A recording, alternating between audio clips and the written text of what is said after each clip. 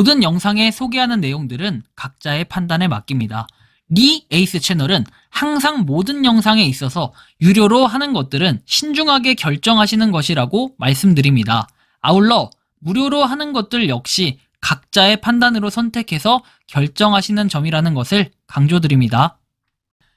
안녕하세요, 리 에이스입니다. 자, 여러분들 이번 시간은 파이코인 490만 명을 돌파했다는 소식입니다.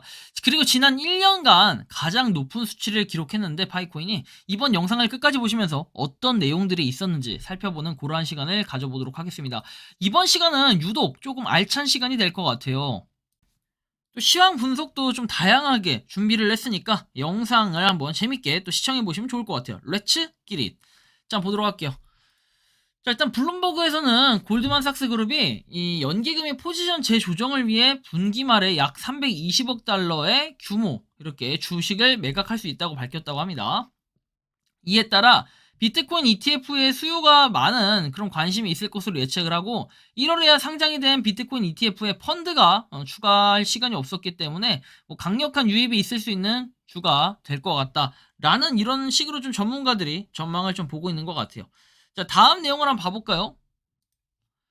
자, 리차드 텅 바이낸스 CEO 비공개 방안에서 금융당국과 코팍스 담판을 진단해가지고 코팍스 지배구조 개선 방안 논의할 듯 1년 6개월째 한국 진출 맡긴 바이낸스가 코팍스 지분 매각을 공식화했다라고 합니다.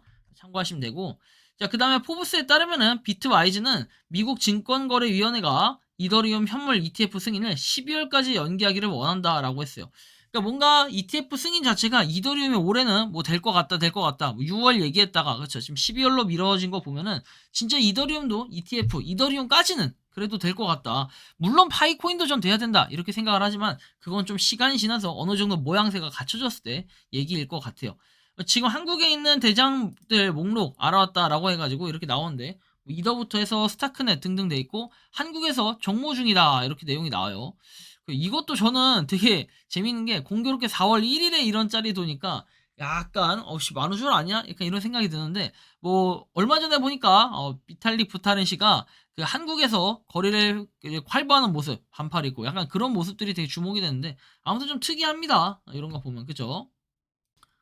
업비트 거래량이 계속 우하향하고 있다는 걸 볼 수 있어요. 계속해서 뭔가 하락세를 이렇게 면치 못하고 있는데 거래량이 터질 만한 촉매제 이더에 대한 ETF 승인 아니면은 뭐 비트코인 반감기 이제 진짜 이번 달이겠죠. 좀 아무튼 생각을 좀 해볼 필요는 있겠다라는 느낌을 많이 받아요. 자, 그 다음에 내용을 보면은 바이낸스 현물이 5위에도 못 든다 이런 좀 아쉬운 부분이 돼버렸어요. 옛날엔 바이낸스 최고 아니었나요? 이제 바이비트가 어느 순간 쫙 치고 올라가고 코인베이스, HTX 이렇게 올라왔는데 살짝 좀 뭔가 고민이 되는 시점입니다. 이제는 바이낸스가 최강이다라고 보기에는 약간의 그런 힘든 부분.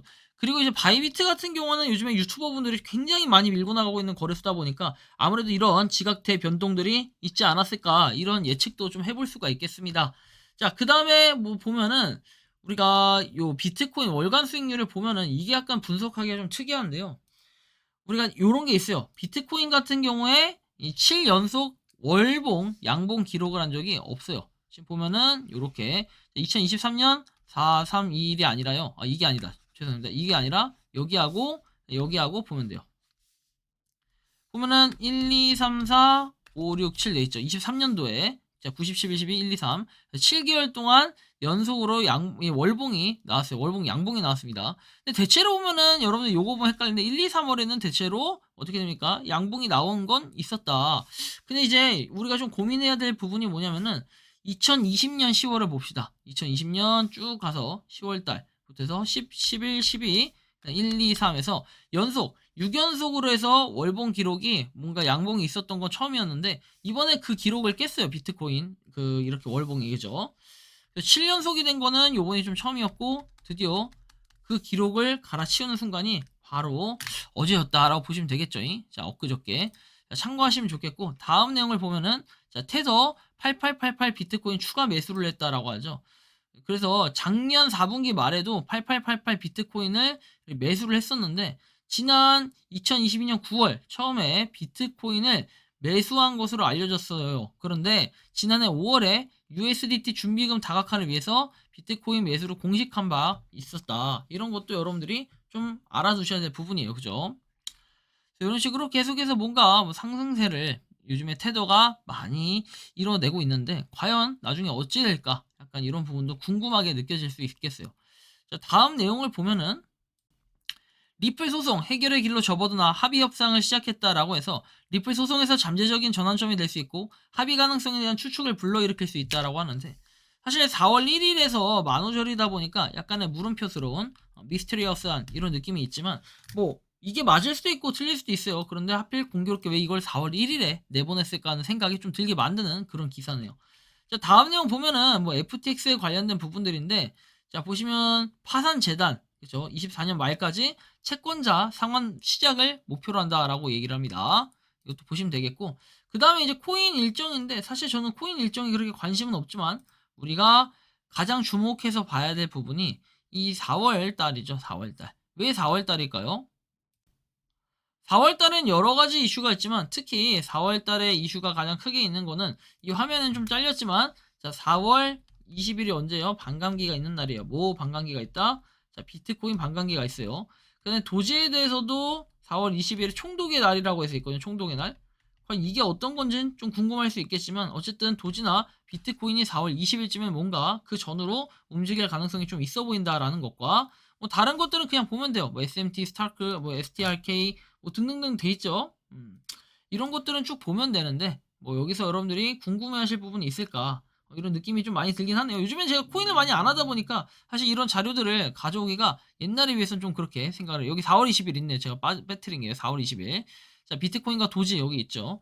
그 외 일정에는 나머지 코인들은 여러분들이 뭐 이거에 따라서 되게 조심스럽긴 하지만 뭐 이거에 따라 일정 매매, 뭐 그 전에 선취매를 하시든 이런 식으로 해서 한번 움직임이 있는 것도 좀 좋을 것 같다라는 생각이 들어요. 투자에 좀 유의하시면 좋겠고요. 자, 그 다음 내용을 보면은 디지털 자산 투자 상품 비트코인이 ETF 회복에 힘입어서 주 8억 6,200만 달러의 이 유입을 기록을 했다. 다시 뭔가 살아난 듯한 이런 느낌이 좀 있었다는 거고. 자, 그 다음에 보면 이게 약간 만우절의 장난질 같은 느낌이 드는데 자, 보면 4월 1일 오후 8시 22분입니다. 자, 방금 들어왔습니다. 중국 정부가 1대1로 이니셔티브를 위한 초대형 블록체인 인프라 플랫폼이라는 제목의 블록체인 프로젝트를 시작을 했다. 이 프로젝트는 컴플럭스 네트워크가 주도를 하고 이 프로젝트의 주요 초점은 퍼블릭 블록체인 인프라 플랫폼을 만드는 거다라고 얘기를 했는데 그래요. 뭐 이건 되게 호재일 수 있겠으나 자, 8시 22분에서 바로 15분 뒤에 이런 얘기를 합니다. 중국 정부는 어떤 기관도 암호화폐 활동에 관여하는 것을 금지하고 있고 여기서 블록체인은 암호화폐와 토큰을 포함해서는 안 된다는 점에 유의를 해야 된다. 이 만우절의 장난질이란 좀 이런 것 같아요. 자, 그러고 보면은 비트토렌트가 뭐 호재가 빅 호재가 있다고 해서 만우절의 장난질은 전 이게 끝판왕이었다고 생각하는데 마치 그때 엄청난 호재를 이렇게 해서 쫙쫙쫙쫙쫙 해가지고 많이 올라갔던 이런 생각, 이런 기억들이 아마 다들 있을 겁니다. 이 당시 한 4배 가까이 올랐던 뭐 이 기억이 있는데 아마 여러분들도 21년도 4월 이 당시에 뭔가 많이 상승했던 이때를 기억하지 않을까 싶네요. 그리고 나중에 이제 그게 사기였다. 사기라기보다는 낚시였다. 이런 느낌이 좀 들어서 그때부터 폭락을 막 하기 시작했던 이 기억이 아직도 많이 나네요. 여러분들이 생각했던 그 최고의 만우절의 이 코인 기억은 어떤 건지 한번 의견을 좀 댓글로 달아주는 것도 좋을 것 같아요. 한편 이제 파이코인에 대한 내용을 좀 말씀드릴게요. 되게 시험 문서 길었는데 자, 프리파이낸셜 어드바이스에서 돼 있죠. You don't have enough pi. 뭐 파이가 충분하지 않다. 충분히 가지고 있지 않다 했는데 여러분들이 파이코인을 열심히 모을 필요는 있겠다라는 생각. 자, 그 다음에 니콜라스 코칼리스 세 달 4월 이렇게 전화 마이닝 앱 하늘이라는 단어를 포함하여 파이 네트워크에 대한 좋은 밤 생각을 하여 주십시오. 4월에 새 달이 다가옴에 따라 선구적인 니콜라스 코칼리스가 이끄는 혁신적인 진화 전화 마이닝 앱 파이 네트워크의 무한한 가능성에 대해 생각해 보겠다. 별이 빛나는 하늘 아래 뭐 밤이 뭐 어쩌고저쩌고 하듯이 스마트폰으로 암호화폐를 채굴할 수 있도록 지원하여 디지털 경제에 대한 액세스 민주화다. 그래서 대중에게 힘을 실어주고 꿈이 날아오르는 새로운 시대의 새벽을 맞이한다 해서 돼 있는데 조만간 제가 다뤄드릴 부분이도 한데 이 KYC에 대한 부분이 이 4월 달에 언제쯤 좀 개선이 많이 된다라는 이런 내용이 있었습니다. 그래서 이거에 따라서 아무래도 특히 이번 달 같은 경우에는 임시 KYC 인증을 하시는 분들이 상당히 또 큰 의미가 될 것 같아요. 모두 파이팅 했으면 좋겠고 자 다음 내용 가볼게요. 매력적인 한 뉴스 해가지고 탄자니아의 흥미로운 소식 자 보면 뭐 이렇게 키감 본위에서 중고차 거래를 포함해서 파이 GCV를 지원한다. 1월 4일, 4월 1일 같은데 파이먼스 GCV 0.004072는 지역 경제를 촉진하려는 우리 의지를 보여준다 해서 자동차를 이렇게 거래를 했다라는 건데, 이거 뭐 그냥 거래를 한 건지 약간 이런 생각은 될 수 있지만 실제로 뭐 거래를 했다라고 하니까 할 말은 없네요. 자, 파이코인 관련해서 또 337.8만 팔로워, 333.7만 팔로워 돼 있죠.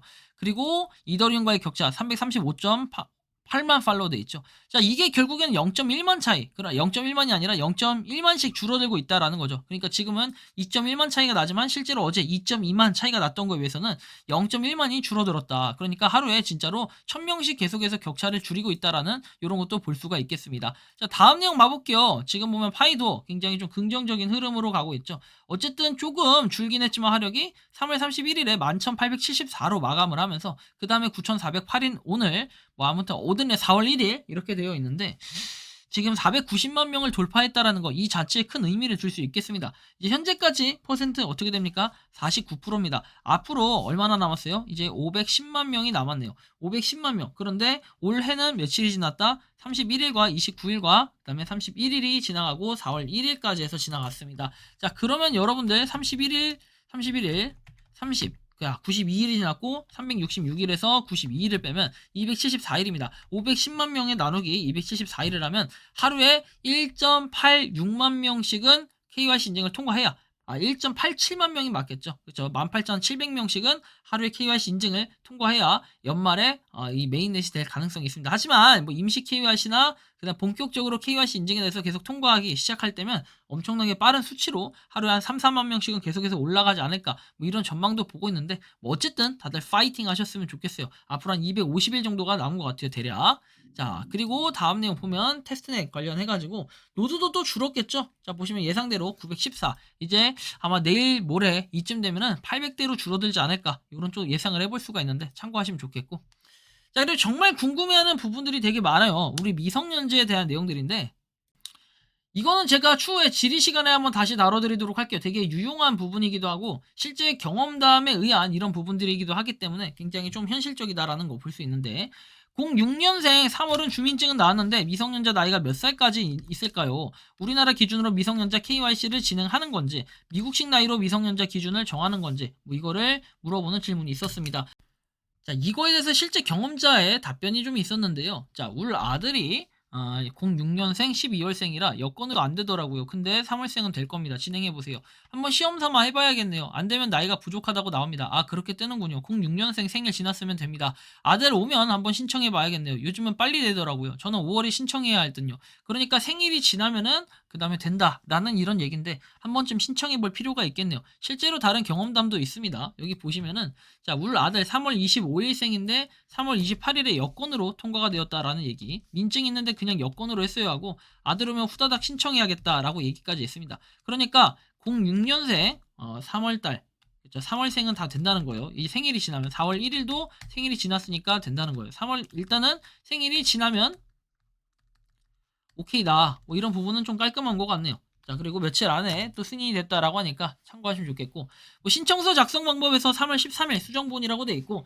최근에 KYC 인증에 대한 순서들은 여러분들이 정지해놓고 한번 참고해 보시면 좋을 것 같아요. 뭐 최근에 뭐 바뀌었던 그런 부분들이라고 하면은 요런 거는 그냥 참고해서 보시면 되고, 아래쪽에 바로 이 부분입니다. 뭐 셀카 찍는 부분에 뭐 캠 액션 이렇게 돼 있는데 추가된 사항, 요게 사실은 이게 중요한데, 자, 노란색 화살표가 나오면 화면 원 안에 얼굴을 맞추게 나오고, 그리고 화살표 방향대로 얼굴을 돌리고 원에 녹색 선이 다 되면 그 다음에 녹색 체크 표시가 뜬대요. 녹색 선이 보이는 정도까지만 얼굴을 돌리거나 옆에서 타인이 폰을 잡고 있어도 됩니다. 폰 화면을 클릭하지 마세요. 오른쪽, 왼쪽, 위쪽, 아래쪽 모두 끝난 겁니다. 자, 그 다음에 화면으로 넘어가지 않으면 뒤로 가기 해서 다시 찍어라, 뭐 이런 부분들이 있고, 최종 본인이 작성한 내용들을 최종적으로 한번 확인하신 다음에 오케이, 그래서 넘어가면 된다라는 이런 부분까지도 여러분들이 알고 계시면 됩니다.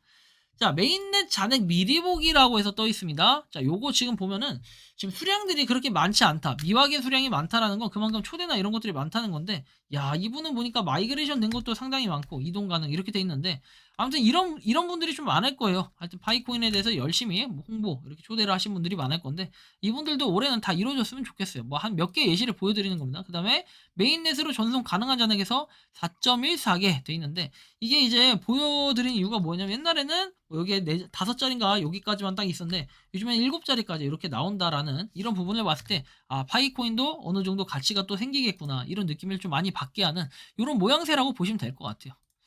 자, 다음 내용 보면은 대학교 시절 전공으로 블록체인을 알게 되고 그 후에 블록체인의 일종을 코인으로 알게 됐다. 그래서 당시 비트코인이 핫하기도 했고 코인이 미래산업 화폐의 중심이라는 것을 깨닫고 그래서 이때부터 미래의 화폐가 될 코인을 찾았고 비트코인은 느리고 수수료가 비싸다는 단점 때문에 제외하기로 생각을 했었다. 그런 유튜브 댓글을 보다가 파이코인을 알게 됐고 처음엔 의심하고 사기라고 생각을 했다. 그리고 나서 이 파이코인이 가장 중요했던 3가지가 뭐였냐면 바로 이 부분이에요. 자, ICO를 안 했다는 점과 누구나 분배를 받을 수 있다는 점, 달러처럼 초반엔 사용하게끔 뿌려야 되고 개발 과정이 투명하여 신뢰가 있다는 점, 이렇게 3가지가 마음을 먹은 이유다라는 거고 누군가는 발행량, 재단 물량, 민간 기업의 주도권, 가격의 불안정, 뭐 상장 시에 매수 매도 등으로 태클을 건다. 타당하다고 생각하지 않겠지만 반박은 가능하다라고 해서 발행량, 유통 물량은 초기엔 코인으로 시작되어 많아 보이겠지만 화폐로 전환, 인정되면 그때부터는 고정된 발행량 때문에 나중엔 부족한 물량이 될 수 있다. 이런 얘기도 있어요. 그래서 뭔가 파이코인이 나중에 진짜 몇 년 뒤에는 지금의 비트코인, 몇 년, 한 15년 전쯤에 비트코인 무시당했던 것처럼 지금이 파이코인이 그 시절이라고 생각한다면 어쩌면 나중에는 정말 파이코인을 인정받고 누구나 다 파이코인을 하는, 누구나 다 파이코인에 관심 갖는 그런 시대가 언젠가 올 수도 있겠다라는 생각이에요. 하여튼 재단 물량은 블록체인 특성상 유지하기 위해서 재단 물량이 어느 정도는 필요한 게 맞고 민간 기업이 아니라는 점은 현재 달러를 예시로 들면 됩니다. 자, 그리고 나서 솔직히 성공하면 부자가 되는 것은 맞지만 그것도 장담을 못한다. 최초 상장 시에는 달러처럼 엄청난 이제 가치 이게 낮을 것이기 때문에 화폐로의 전환은 엄청난 시련이다. 달러처럼 인정이 되면 달러의 현재 가치 하락처럼은 하락될 일이 없다. 10년은 최소로 봐야 한다. 그래서 단기적으로 돈만 보고 뛰어든다면 추천하지 않는다. 돈을 떠나 대단한 도전이기 때문에 응원하고 싶고 만약 이 프로젝트가 실패되면 앞으로 어떤 시도 이런 시도는 다시 안 나타날 것이다. 그래서 파이코인이 어떻게 보면 뭐 마지막 기회다. 이제 이런 얘기가 될 수도 있겠는데 뭐 이건 아무도 알 수 없지만 어쨌든 응원을 하는 바이다라는 말씀을 드리고 반감기의 소식이 들어왔는데 반감기가 0.0067938 시간당 채굴을 한다고 합니다. 자, 이 수치로 하면은 0.0006 아이고 기다려봐요.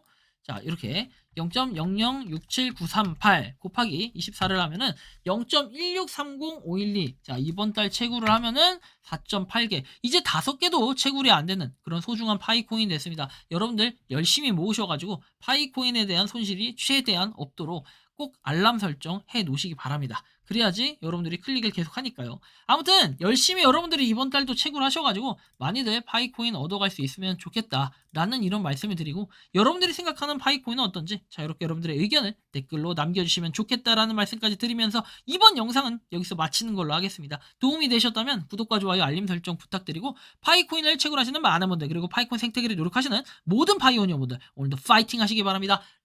리에이스였습니다. 감사합니다. 평소에 궁금하셨지만 내가 시도해보기 어렵거나 시간 낭비하고 싶진 않고 새로운 제보를 해주실 분들께서는 아래의 주소로 메일을 보내주시면 제가 해결해드리겠습니다. 단톡방은 유튜브 검색창에 소통창구를 개설했습니다를 검색해주셔서 확인하시면 됩니다. 아울러 채널 멤버십 가입 시 다양한 혜택을 누리실 수 있으니 참고해주시기 바랍니다. 시청해주셔서 감사합니다.